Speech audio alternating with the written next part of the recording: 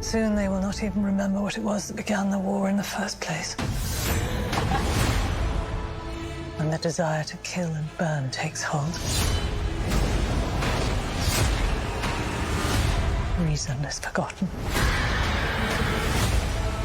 We cannot hide in our castle waiting for war to come to us. Good. To war, then. Alicent is in King's Landing. Her son sits my throne. There has been no word from Prince Daemon. We must press what advantage we do have. And what is that? Dragons. If dragons begin fighting dragons, we invite our own destruction. It'll be savage beyond all compare.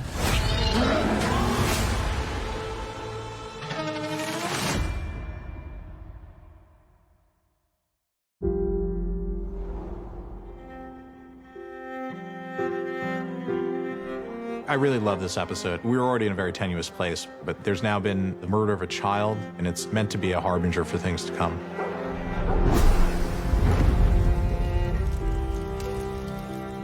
This is starting to become a pure Game of Thrones story now, where everyone's struggling with the legacy that they've been left by their parents. In episode 2, any kind of stability for Aegon has now been ripped out from beneath his feet. I am the king! We always knew that Aegon was going to get rid of that Valyrian model, and it's a really powerful dramatization of how there is a new sheriff in town, and Aegon's reign as king is very different than Viserys. I declare war! The aftermath is grief like you just never, ever want to experience. Aegon feels completely alone, like no one really understands or appreciates the pain he's in. And I think we see why Aegon's respect for Helaena grows, because she is the only other person in this environment that really knows what this pain is. And seeing that look in Helena's eyes when they cross on the stairs, they don't say much to each other, but they communicate through pain. I think everything's just so traumatic at that moment that for Helaena, time stands still. I think the noise and everything goes under the radar for her. I think she's feeling it in the most raw and visceral way, because she's not angry over the loss of an heir, she's bereft over the loss of a child. After Blood and Cheese, Alicent is just completely devastated, and all she can think about is if she wasn't in bed with Cole, then maybe he would have been able to stop that horrendous murder. We'll know who did this soon enough. Who would do this save the bitch queen of bastards? There she sits across the bay on her rock, laughing at me. She's fucking laughing at me! Otto doesn't think Rhaenyra's capable of it. He knows she's good, and he knows that's a weakness, and hopes to use that to his advantage. We were very interested in the propaganda of it, not only the horror of what's happened, but also the way that it's spun and how it can be used to a political advantage. It's a way of manipulating the population with fake news. And as cruel as this society is, no one likes a dead baby. So in Otto's job, it's a weapon to employ in terms of public opinion. Otto is forever the pragmatist, thinking about how to make the best of every possible situation. And it seems to me he's a character who's completely able to compartmentalize his emotions, and that makes him seem cold and calculating. But the child is dead. How can we use this to our advantage? Somebody once wisely said, never let a crisis go to waste. Otto is exploiting the moment to extract maximum political value, but it's a very effective political tool, because these people that are seen by some of King's Landing as the usurper are now suddenly embraced, and that's why it's diminished Rhaenyra's position so badly.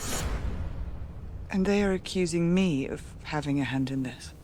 I think the death of the prince is a paralyzing event in the story for Rhaenyra. It marks a reckoning with what her desire can do. Her vengeful feeling caused the death of another child, and causality suddenly starts to feel threatening, like one can set things in motion that one would never anticipate.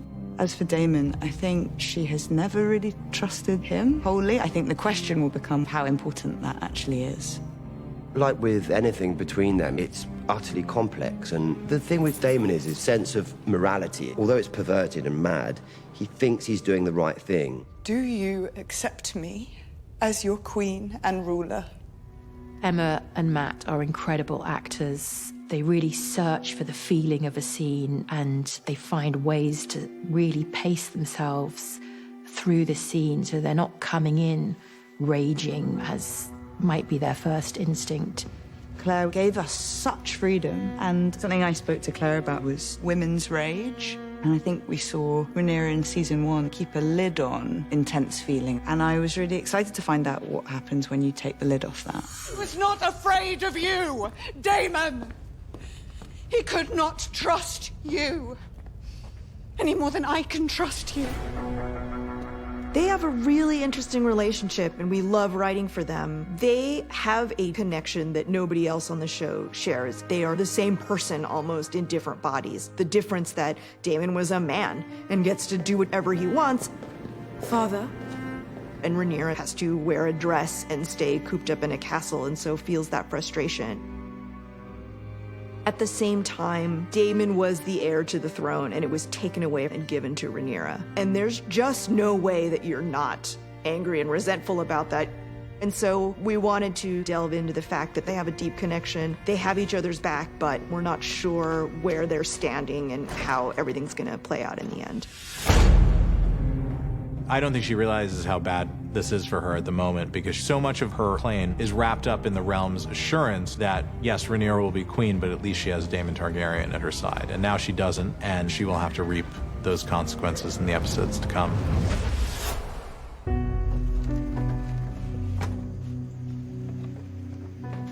Cole is wrapped up in his own guilt and shame because he was in the Queen's chamber when all this was going down.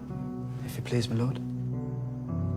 He's been commander for 5 days, and there's been the most catastrophic thing that's happened. So I think he loses it a little bit, and he feels so guilty, but he can't admit the guilt to anyone, and so he needs to externalize it and sends him on this mission that he deep down knows is a fool's errand. From the perspective of Arik and Eric, they're very honourable, very diligent, and Arik respects the fact that Kristen probably come from a similar background, but he's not very honourable with his oath. So there's a little bit of an underlying tension there. You will go to Dragonstone and strike down Rhaenyra in her own halls. Arik thinks it's a terrible idea. The only things Arik and Eric had was duty and the love for each other, so it's putting those things together and making them choose. As you command. The Eric and Arik duel is a giant moment in Westerosi history, and of course Arik infiltrates the castle successfully, uses the uniform and the helmet that makes them all look alike to his advantage. We always love that moment of these two brothers who love each other more than anything also being set to kill each other, and there's a very American Civil War brother-on-brother aspect to it. Why are they doing this? It's because these nobles have decided that they're mad at each other, and now these guys have to battle it to the death. But Elliot and Luke are phenomenal in that scene. It was a really incredible moment on set. So, Eric. Believe me, I had no choice. Brother! We must have done over 30 hours of rehearsals on the fight scene. We wanted to put all our energy into it, and I feel like in the midst of the aggression of it, I think it should be quite a beautiful scene. And it was super emotional as well, and hopefully we can capture that for the audience anyway, because it'd be wicked if they could get a sense of how we felt on the day.